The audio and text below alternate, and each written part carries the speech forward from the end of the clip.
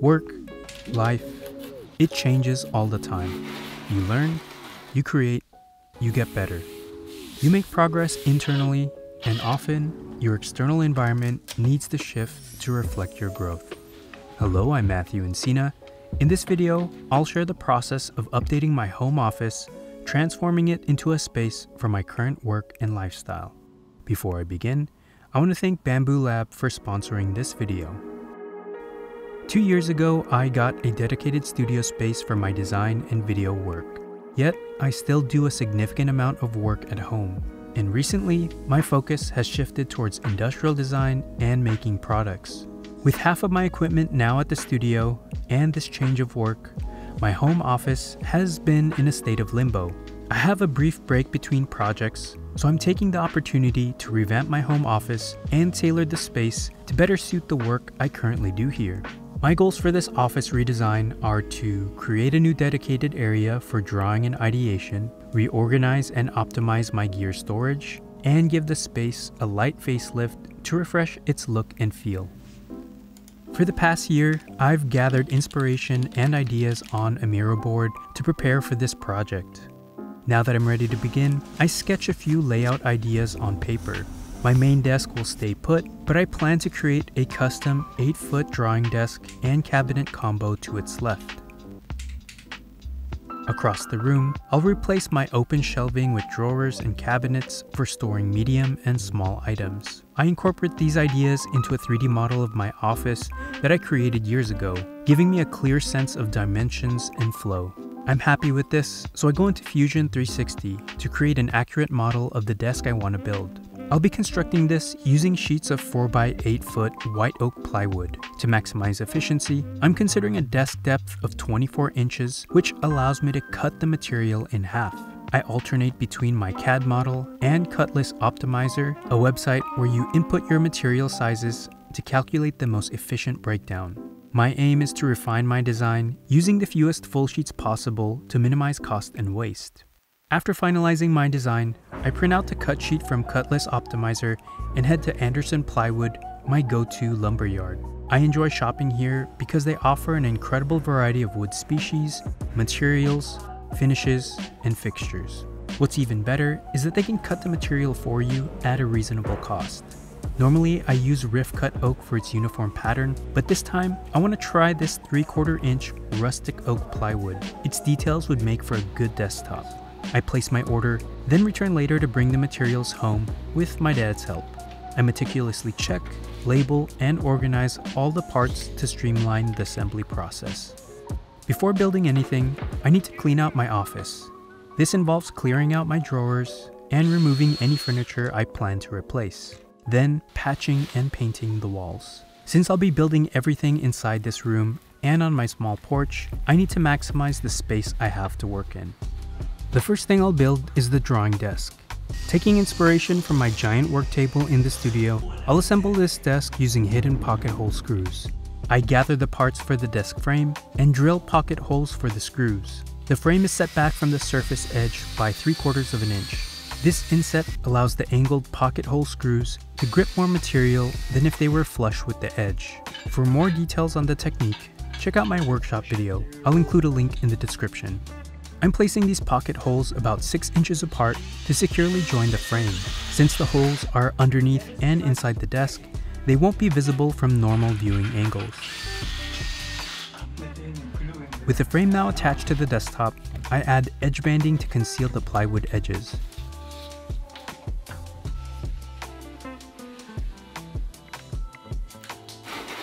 While using my edge trimmer, I notice it's creating ragged edges, so I return to Anderson Plywood for fresh blades. This significantly improves the quality of the trimmed edges. I then secure the 2 legs to the sides with more pocket hole screws, completing the main structure of the desk.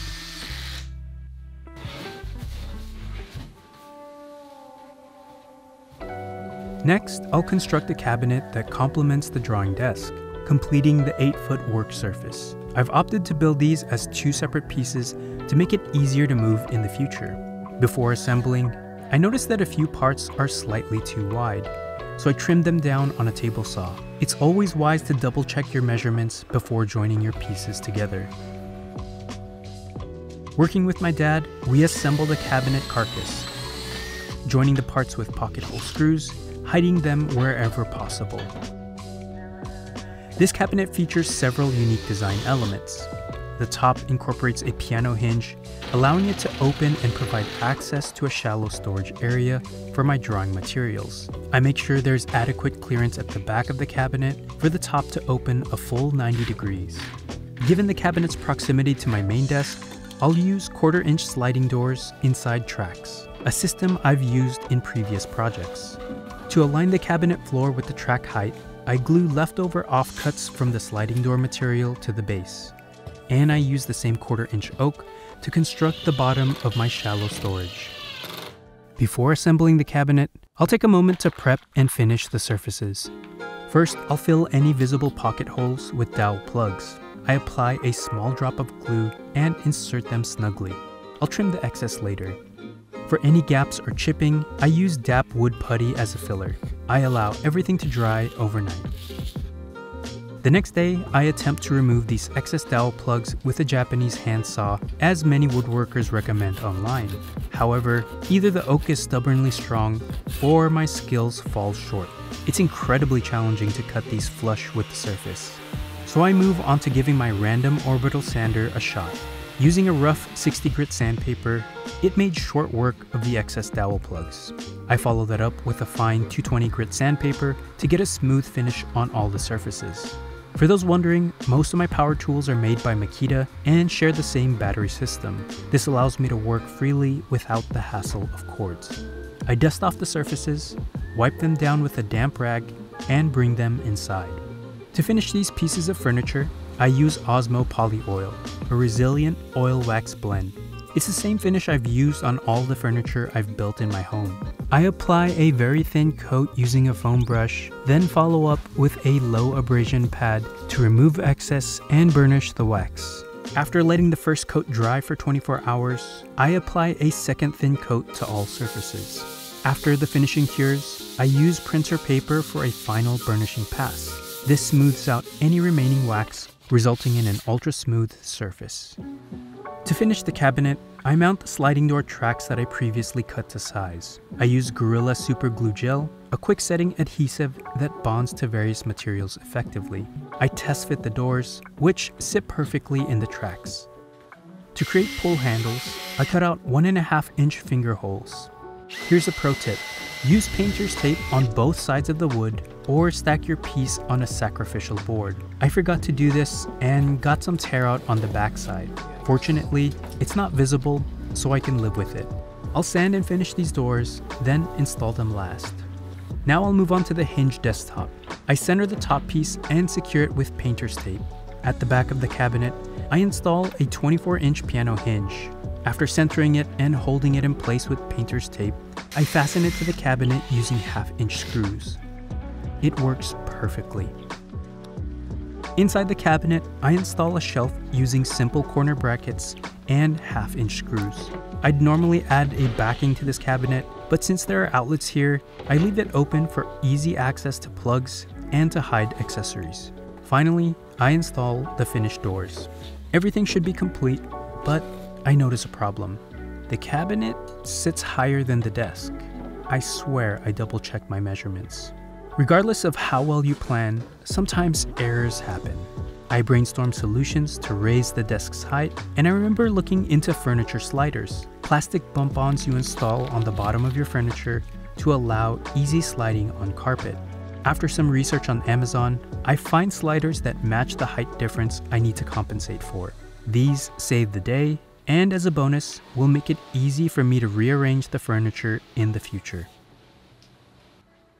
Above the drawing desk, I want to create a large soft light, something that integrates with the Philips Hue lighting I already use throughout my office. During the planning phase, I designed a light box using leftover materials from the desk. This light box would fit under the existing Besta cabinets mounted on my wall.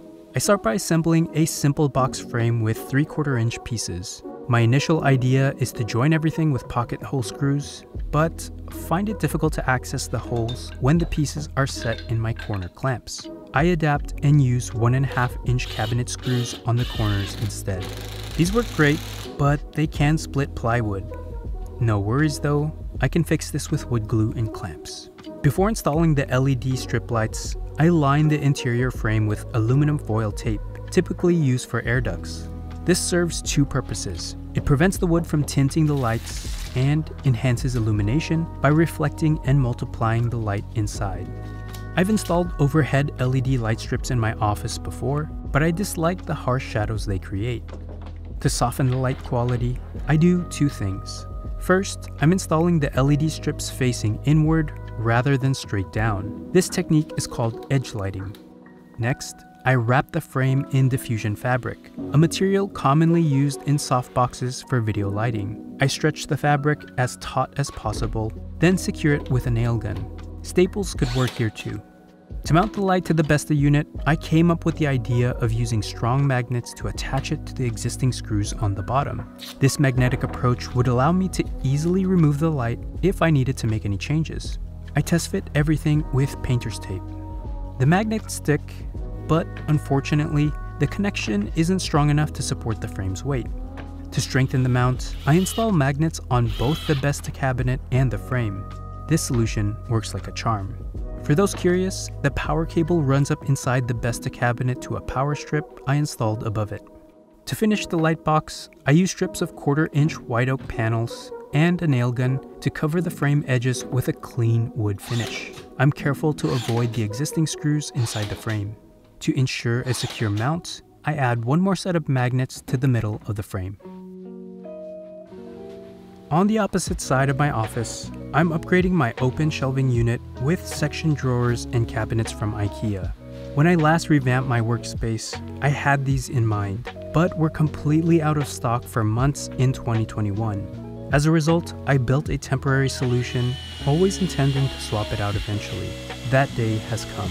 While these are meant to go into kitchens, I personally think they'll work well as freestanding storage in my office. Both cabinets measure 30 inches in height and width and are 15 inches deep. The left cabinet features multiple shelves, while the right one contains 6 drawers. To join the cabinets, I screwed them together at several points. Then I reused the top piece of wood from the previous storage unit.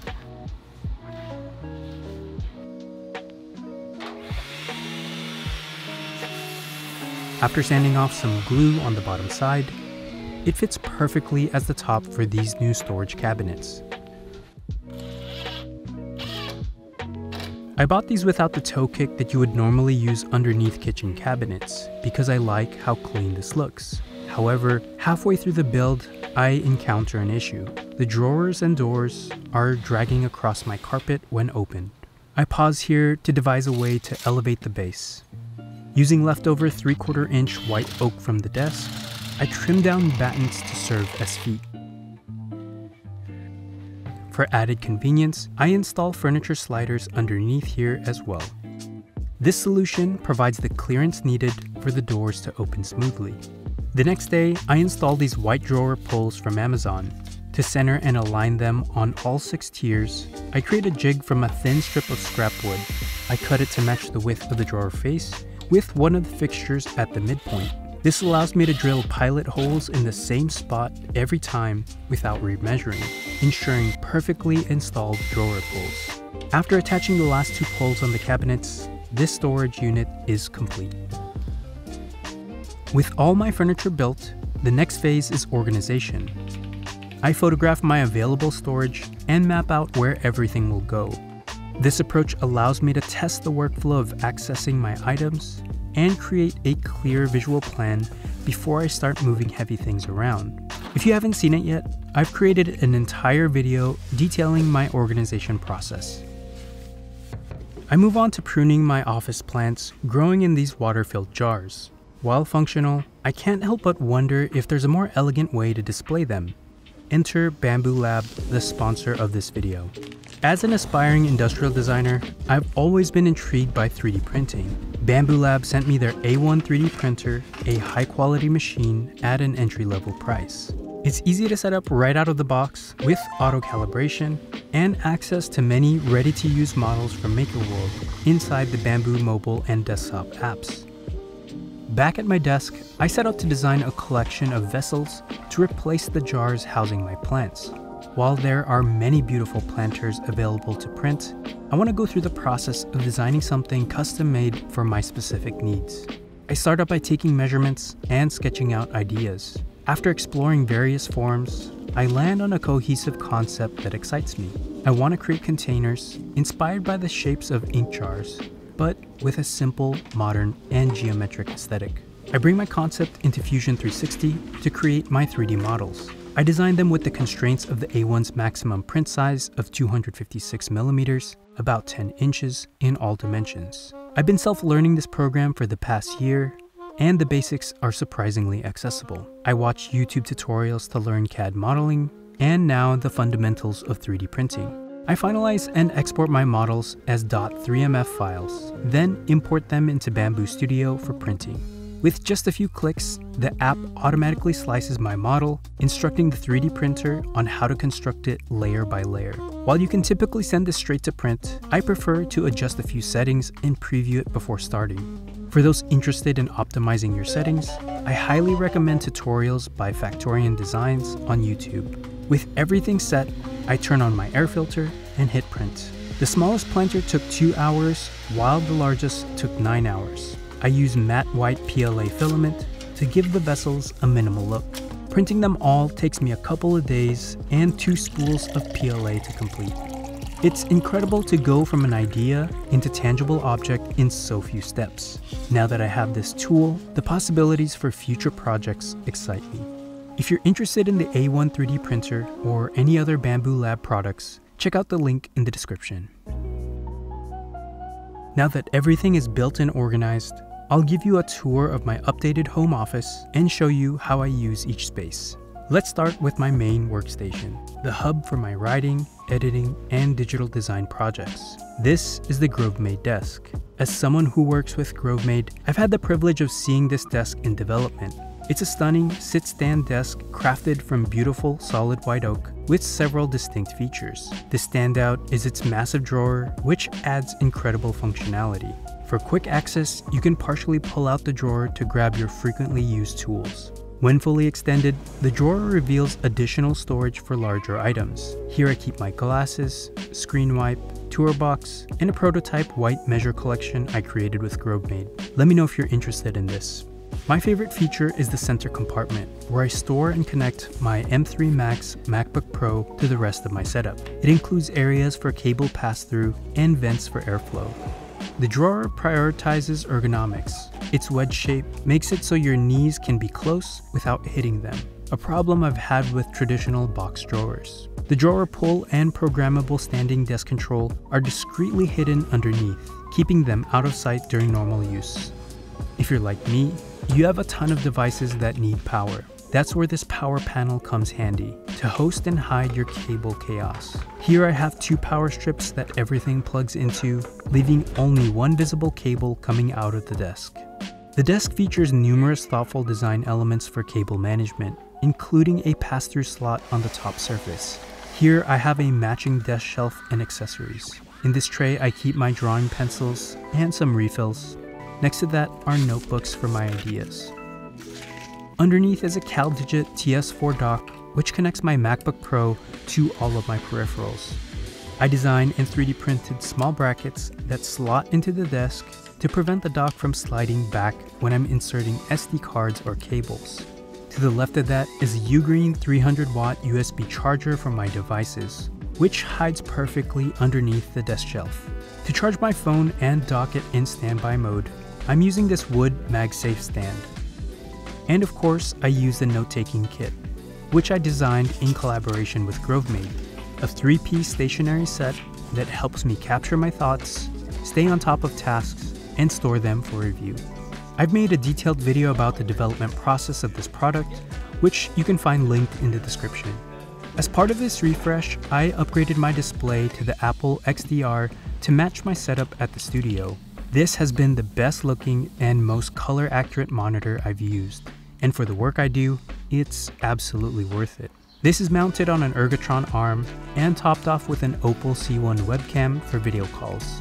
For audio, I'm using the new Kanto Aura speakers on top of SP9 stands. These reference grade speakers are great for editing my videos. For headphones, I switch between my TMA2s and my Bose QC earbuds, which I take with me everywhere. The last thing on my desk is my favorite peripheral, probably because I designed it in collaboration with Mod Designs.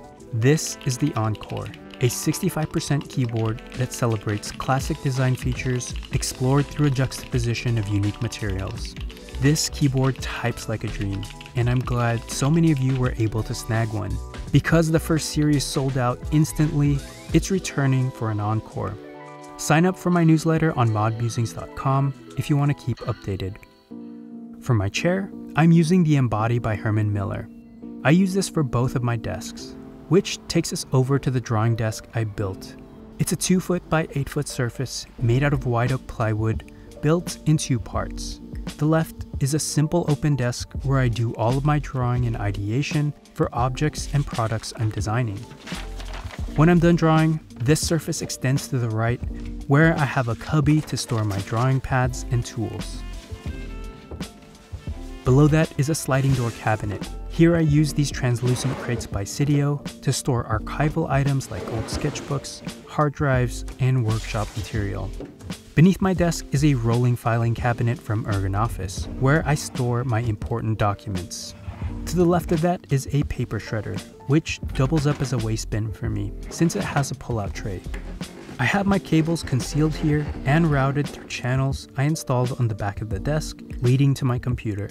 The adhesive these channels come with are too strong and difficult to remove, so instead I use 3M command strips to mount them. On the wall are wooden pegs to hold my backpacks. Next to that are 2 white steel shelves where I store a few books on creativity. These are held up using magnetic pegs by the Artifox, and to mark interesting pages or progress, I use these slim magnetic bookmarks. On display are my TMA2 headphones on a Grovemade stand. Below that are some essential oils I use with my Vitruvi diffuser. The Santal scent from Aromatech is my absolute favorite. Also on the wall are 2 Feltrite tiles in the latte color. These acoustic tiles double as pinboards, which I use to display my current projects. I recently discovered these magnetic pins that I prefer over traditional ones. They make it easier to access pages in the back, and you don't need to puncture holes in the paper. To the right of this setup are a few shallow shelves that contain more notebooks and awards from my career. The most important is my Bonehead Award, a piece of copper pipe I drilled through when installing a screw into the wall. This is a reminder never to make that mistake again. Overhead is a Besta TV cabinet, which is storage I'm still trying to optimize. And above it are some old film cameras, design magazines, and this decorative geometric wood sculpture. Mounted below is a giant softbox I built. It works better than expected. It creates the perfect light for me when I'm drawing here. And because it's part of the Philips Hue system, I can control it and the rest of my lights in the space through the app or remote, whether I need it bright for focus or warm and cozy for the evenings. Most of the lighting remains unchanged from my previous setup. However, I've added 2 new 3D printed lamps I bought from Etsy. I chose these not only for their appealing design, but also because of my growing interest in 3D printing. By studying their construction, I hope to gain insights that will help me design my own lamps in the future. To manage daytime lighting, I use these 5% filter shades by SmartWings. These motorized roller shades have a built-in battery for USB or solar panel charging, which I use here. Now, we head over to my gear closet and 3D printing station. This space is a converted closet I've transformed into a functional workstation and storage area. Check out my previous video for a detailed look at how I built this out. At the center of this is the Bambu Lab A1 3D printer with AMS. This can load different filament spools to allow for multicolor printing. I pair that with an air purifier to filter out the subtle fumes from the printing process. Behind that are IKEA Scatus pegboards, which I like using in most of my setups. They look good, are highly modular, and have many first-party and third-party accessories. After installing my 3D printer here, it was so easy to rearrange the pegboard to adapt to the new configuration. In the overhead storage, I keep archival documents and have space for some of my networking equipment. To manage potential heat issues, I have an aluminum grill that I can slide over. This improves airflow while still keeping the items hidden from view. The bottom storage houses bulky items such as suitcases, gym equipment, and camping gear. Across from my main workspace, I've dedicated an area for storing my book collection, music gear, and accessories. Overhead are 2 extra long shelves. The top one displays my collection of colorful collectibles, while the lower shelf houses my library of books and record collection. Underneath that is my transforming DJ desk. It's a secondary workstation on top that opens to reveal my turntable setup inside. Although I haven't used it much lately, I tend to revisit it every couple months. I also have a Scatus pegboard here, which I've mounted a power strip to use as a charging station. Below the desk sits a chest on wheels for storing large items like camera lights, monitor arms, and extension cables. To the left are my newly built Sektion storage cabinets. These drawers hold many of my small objects in divider bins, accessories, cables, and items I rotate in and out of my setup. The cabinets house my office supplies and boxes containing my comic book collection.